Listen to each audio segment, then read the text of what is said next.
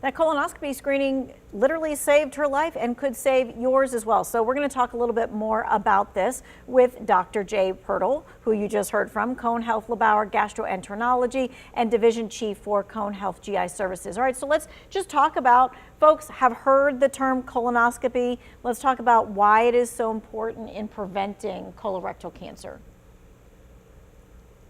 Yeah, so thanks for having me. Colonoscopy is a medical procedure where a flexible tube with a light and a camera is passed through the colon or large intestine and rectum to look for polyps, which are abnormal growths that can be precursors to colon cancer, and allow us to find those and remove them to prevent trouble.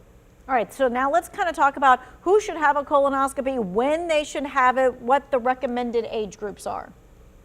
So the recommended age group is for all Americans. It's everyone starting at age 45. And that's average risk patients with no symptoms. And that's so therefore it's a screening test. That changes a little bit if you have family history or other factors that we can talk about, a bit later. But once you hit 45, everyone should be getting this screening. Yes, everyone. A screening is recommended for all adults at age 45. And it's Yes. usually every 10 years.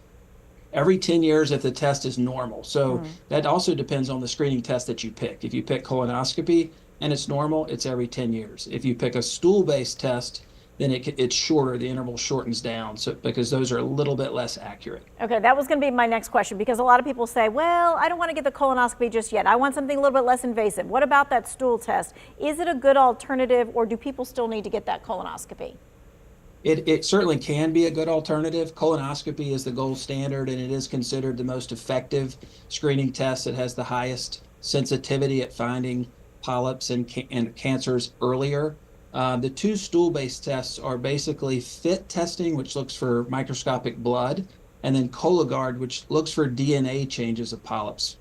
Okay. And those polyps, go ahead. those changes are found in our stool, and that's how that test picks that up. So FIT testing is recommended annually, and Cologuard is recommended every 3 years. Okay, and then from there, you may still have to get that colonoscopy if something comes from that Correct. test. So if either of those would be positive, then that would lead to a colonoscopy, yes. All right, so we established that 45 is the age for every single adult to get a colonoscopy. When does family history impact a change in the age of when someone should start screening for colon cancer?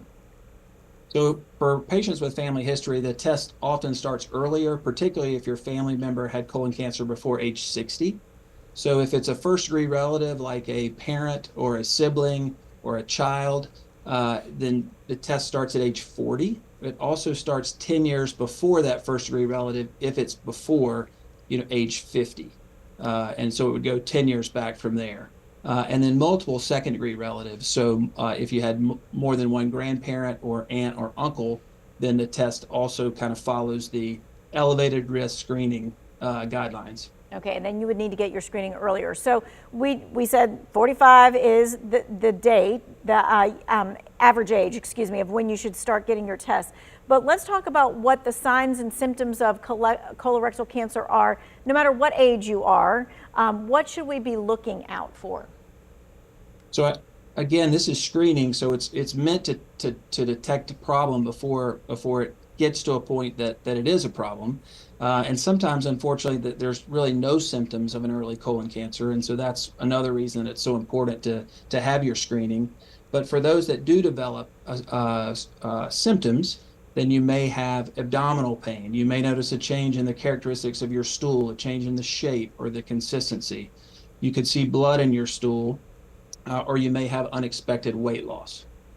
Okay, we are going to continue talking about this so that people, if they've got questions, they can get those answers, because there's always that next question that the patient is going to ask. So we're going to ask that when we come back right after the break.